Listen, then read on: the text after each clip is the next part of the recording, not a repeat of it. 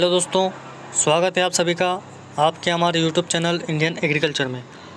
आज हम बात करेंगे प्लांट ब्रीडिंग के बारे में, जिसमें हम प्लांट ब्रीडिंग की डेफिनेशन, उसके ऑब्जेक्टिव्स, स्कोप एंड इम्पोर्टेंस, उसके एडवांटेज एंड डिसएडवांटेज और कुछ इम्पोर्टेंट पॉइंट भी होंगे जो एग्ज़ाम में कई बार पूछे भी जाते हैं और काफ़ी महत्वपूर्ण भी होते हैं। तो चलिए जल्दी से शुरू करते हैं। सबसे पहले हम प्लांट ब्रीडिंग के इंट्रोडक्शन के बारे में बात करेंगे। Plant breeding is an applied branch of botany which deals with improvement of agriculture crop। मतलब प्लांट ब्रीडिंग जो है वो बॉटनी यानी कि वनस्पति विज्ञान की एक अप्लाइड ब्रांच है जो एग्रीकल्चरल क्रॉप्स के इम्प्रूवमेंट के साथ डील करती है, और यानी कि एग्रीकल्चर क्रॉप्स के इम्प्रूवमेंट का अध्ययन किया जाता है इसमें। Plant breeding science has crucial role to increase the productivity of the crop plants to fulfil the huge demand of the food. Plant breeding food demand को पूरा करने के लिए क्रॉप प्लांट्स के प्रोडक्टिविटी बढ़ाने में एक महत्वपूर्ण भूमिका निभाती है। Breeding new crops are important to develop new variety which are high yielding, biotic and abiotic stress tolerant and better adaptability to different environment and climatic conditions. कि प्लांट ब्रीडिंग में न्यू क्रॉप्स को develop करना इसलिए महत्वपूर्ण होता है ताकि उससे क्रॉप की नई वैरायटी मिल सके और विभिन्न प्रकार के इन्वायरमेंट और क्लाइमेटिक कंडीशंस में हाई यील्डिंग मिल सके, और जो क्रॉप है वो बायोटिक और अबायोटिक स्ट्रेस टॉलरेंट बन सके, यानी कि बायोटिक और अबायोटिक यानी कि जैविक और अजैविक जो स्ट्रेस है उसके प्रति सहिष्णु हो सके।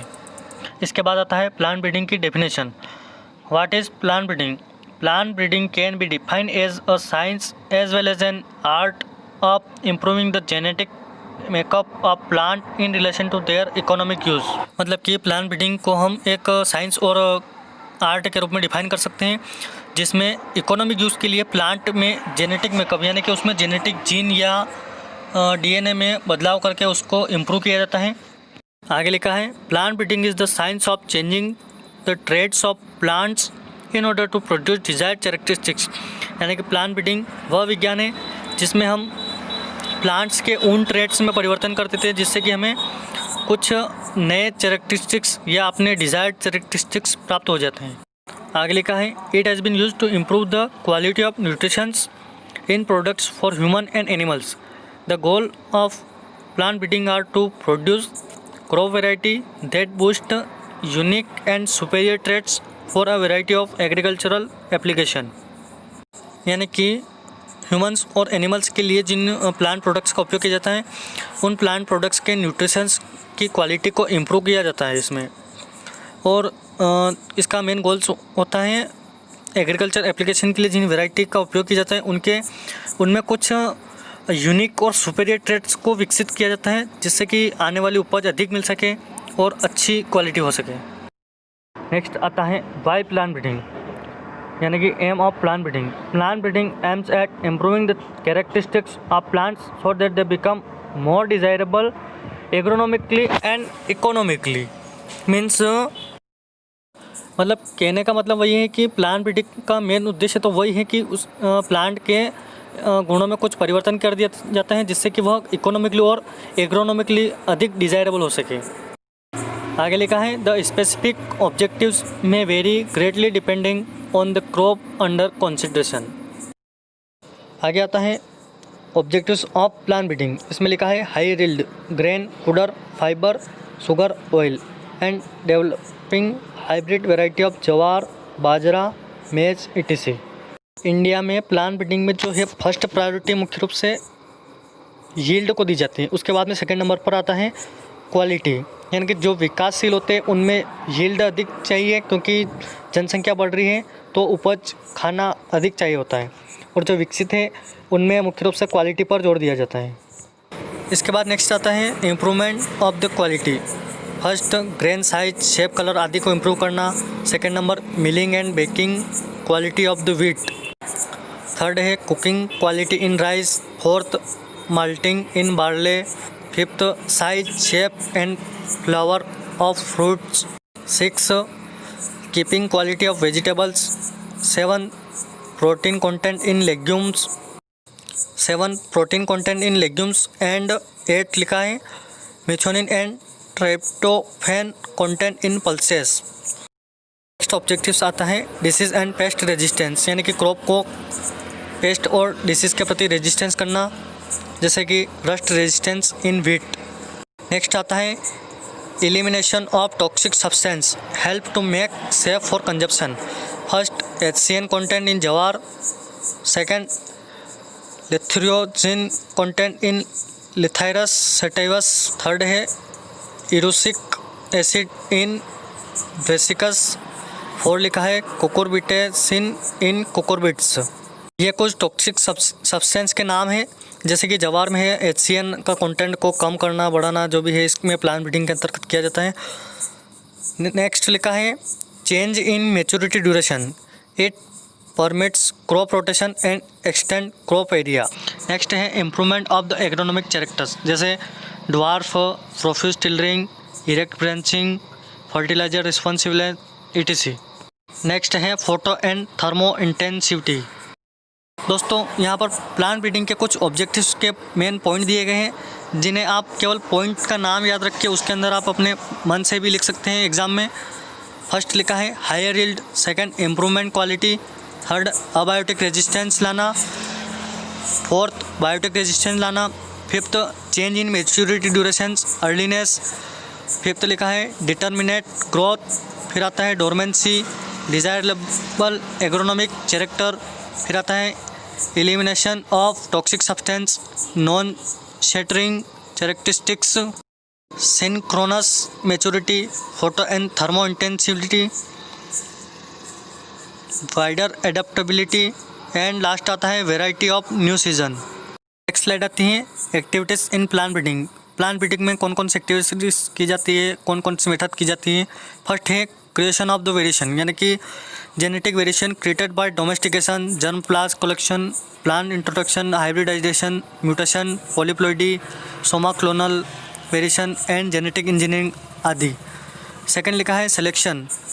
सिलेक्शन में आता है आइडेंटिफिकेशन करना, isolation of the plant with desirable characters and growing their progenies. Evolution, evolution में आता है newly selected strains population tested for their performance with standard variety. Fourth आता है multiplication, large scale production of the certified seeds of the released varieties. Fifth and last आता है distribution. Distribution में आता है certified seeds distributed to the farmer for the commercial production, यानी कि उनको वितरित किया जाता है फार्मर्स को एक कॉमर्शियल यानी कि व्यावसायिक रूप से उत्पादित करने के लिए सीड को फार्मर तक पहुंचाया जाता है। Scope and importance of plant breeding. First है enhancing the productivity of the crop plant. Crop plants की प्रोडक्टिविटी को बढ़ाने के लिए काफ़ी महत्वपूर्ण है प्लांट ब्रीडिंग। सेकेंड आता है genetic manipulation of population by increasing the frequency of the desirable alleles in cross pollinated crop plants. Third आता है intensive breeding programmes of the pulses and oil seed crops, यानी कि pulses और oil seed crops जो होती है इनमें intensive breeding programmes किया जा सकता है। फोर्थ लिखा है proper breeding method with improved crop management practice. Fifth लिखा है development of the improved high yielding varieties of the vegetable and seed crops, यानी कि वेजिटेबल्स और जो सीड क्रॉप्स होती है इनमें हाई यील्डिंग वेराइटीज़ को इम्प्रूव किया जा सकता है। इनको विकसित करने में प्लांट ब्रीडिंग का काफ़ी महत्व होता है। सिक्स लिखा है quality improvement in oil seed and vegetables, यानी कि वेजिटेबल्स और जो ऑयल सीड्स क्रॉप होती है इनकी क्वालिटी में इम्प्रूवमेंट किया जाता है। फिर लिखा है use of transgenic plants as a medicines. फिर लिखा है use of heritability method with improved crop management practices. फिर आता है development of variety which are desirable for mechanical threshing and cultivation. Last लिखा है स्टेबलाइजेशन ऑफ द प्रोडक्टिविटी। आगे लिखा है advantages of plant breeding. First आता है मेथड इज़ इनएक्सपेंसिव, यानी कि ज़्यादा महंगी नहीं है।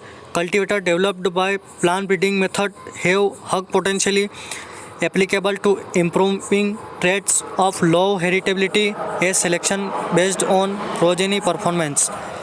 फोर्थ लिखा है large number of plant are selected. Fifth consumes less time of the breeder, यानी कि ब्रीडर में कम टाइम कंज्यूम होता है। सिक्स लिखा है यानी कि लास्ट है it helps in improving variety further. दोस्तों जिस प्रकार से एक सिक्के के दो पहलू होते हैं उसी प्रकार से प्लांट ब्रीडिंग के कुछ एडवांटेज हैं तो कुछ डिसएडवांटेजेस भी हैं। फर्स्ट है जेनेटिक इरोजन, इससे जेनेटिक इरोजन होता है।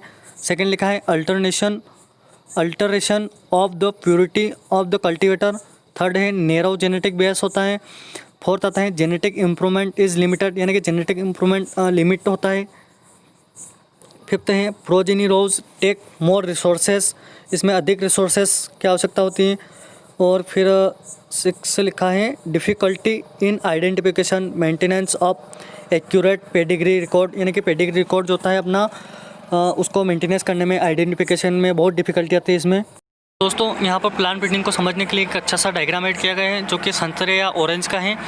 इसमें पहले डायग्राम में दिख रहा है संतरे के अंदर बीज दिखाई दे रहे हैं और इसको प्लांट ब्रीडिंग के तहत ब्रीडर करके या मॉडिफाई करके इसमें बीज रहित संतरा बनाया गया है। बहुत ही सरल है दोस्तों। यहाँ पर कुछ इंडियन प्लांट ब्रीडर के नाम दिए गए हैं, जिसमें पहला है T S. Venkataraman. T S. Venkataraman an eminent sugarcane breeder, nobilization of sugarcane. आता है बी.पी. पाल। बी.पी. पाल जो है इमिनेंट वीट ब्रीडर हैं और first DG of ICR। Third आता है एम.एस. स्वामीनाथन। एम.एस. स्वामीनाथन को ग्रीन रेवोल्यूशन का फादर कहा जाता है, जो कि भारत से संबंधित है। फोर्थ आता है पुष्कर नाथ जो है फेमस पोटैटो ब्रीडर हैं। इसके बाद आता है सी.टी. पटेल। सी.टी. पटेल एक famous cotton breeder, developed first cotton hybrid in world.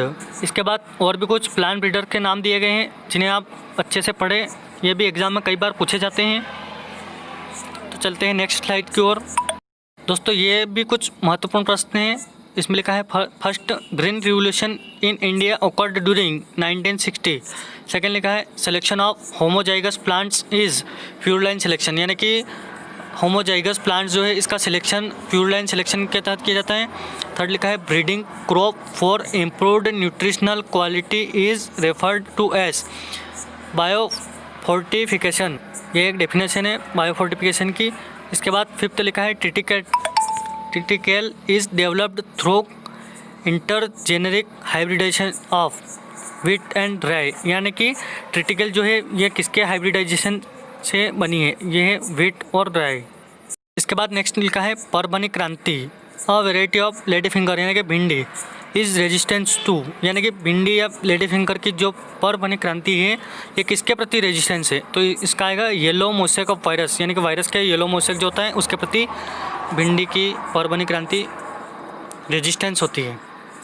Next आता है semi dwarf rice variety IR8 was developed in, ये कहाँ डेवलप्ड हुई थी राइस की सेमी ड्वार्फ वेराइटी, यानी कि IR8 जो है वो फिलीपींस में डेवलप हुई थी। इसके बाद नेक्स्ट आता है Sonalika and Kalyan Sona are high yielding variety of wheat. Next लिखा है heterosis lost due to continuous inbreeding known as, यानी कि कंटिन्यूस इन ब्रीडिंग जो होती है उसमें हेट्रोसिस का लॉस्ट होता है, उसे क्या कहते हैं, उसको इन ब्रीडिंग डिप्रेशन कहा जाता है। इसके बाद नेक्स्ट आता है एलिल्स जो है वो अल्टरनेटिव फॉर्म ऑफ जीन, यानी कि जीन के अल्टरनेटिव फॉर्म होते हैं। इसके बाद नेक्स्ट आता है the presence of only one allele in a pair is called as hemizygous कहा जाता है उसको। इसके बाद आता है locus is the fixed position of a gene on a chromosome. Thank you दोस्तों, इसी प्रकार के वीडियो के साथ बने रहने के लिए चैनल को सब्सक्राइब कर दें। मिलते हैं नेक्स्ट वीडियो में। जय हिंद, जय भारत, जय जवान, जय किसान।